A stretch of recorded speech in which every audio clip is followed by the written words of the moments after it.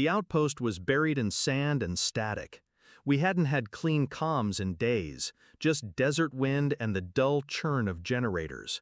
So when the encrypted radio buzzed at 0347, it cut through the room like a scalpel. The corporal handed me the headset with a glance that said, "You're not gonna like this." "Staff Sergeant?" The voice was male, civilian, tense. "This is Officer Morales, Denver PD. We found your son asleep at the central station." I went still. "His name's Caleb, right?" A pause. Then a small voice in the background, raspy, exhausted. "He threw me out, Mom's new husband, after I stopped him from going into your room." My throat tightened. The officer kept talking, something about protocol, child protective services. I didn't hear him. I heard the war drums in my chest, heard my son's voice shake. Behind me, my commanding officer stood up slowly.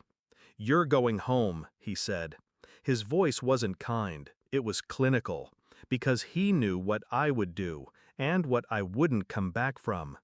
I had trusted her, not blindly, not completely, but enough to leave my son in her care while I stared down insurgents and landmines. She called me a ghost long before I deployed, said I was always somewhere else, but I never missed a single call to Caleb, not one. She said things were good back home, said he liked the new guy, said they were bonding. I believed her. The messages stopped a few months into the tour. She said Caleb was growing distant, that it was just puberty. I swallowed it. I should have known silence was never neutral. It's a weapon, and she used it with precision. I landed stateside without ceremony, picked Caleb up from the station myself. His face was thinner, eyes guarded. He didn't say much, but I didn't need words, just facts. I called my lawyer before we even left the airport. Had him pull the home security feed, something she'd forgotten I'd wired into the house. The cameras were still synced to my cloud. What I saw wasn't abuse, not outright, but intent hides in posture. And that man, her husband, hovered too long outside my son's door. Too close, too quiet. Caleb never lied, but he had learned not to scream, because no one had listened. Until now. I didn't confront her, didn't show up at the door. I made appointments, psyche valves, police interviews, private investigators. She had painted me as absent, but I was never gone, only waiting for the right angle. And angles, like people, can break. The PI's report hit harder than any IED. Her husband had a sealed case from another state. Not abuse, but enough to raise 1,000 red flags. Photos surfaced. One with him holding Caleb too tightly at a backyard barbecue.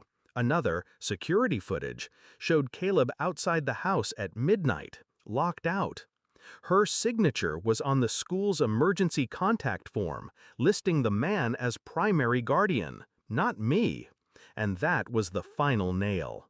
I delivered the file to her office, didn't speak, just left the envelope on her desk while she blinked back confusion, then dread.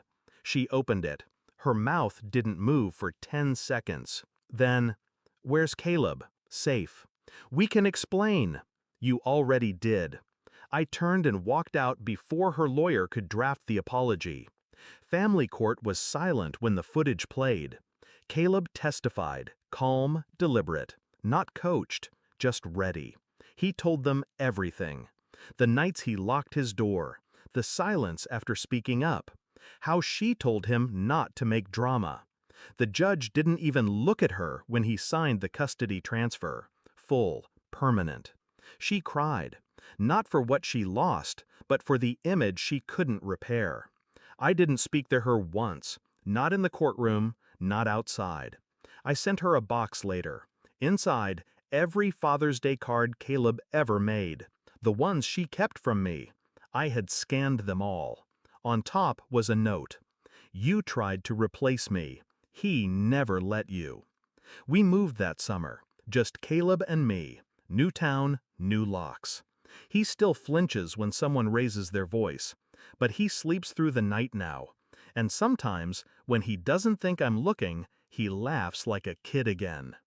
I don't miss war, but I understand it. Some battles don't end with surrender. They end with silence. And silence is exactly what she has now. She weaponized my absence, but never expected that I'd return with evidence instead of forgiveness.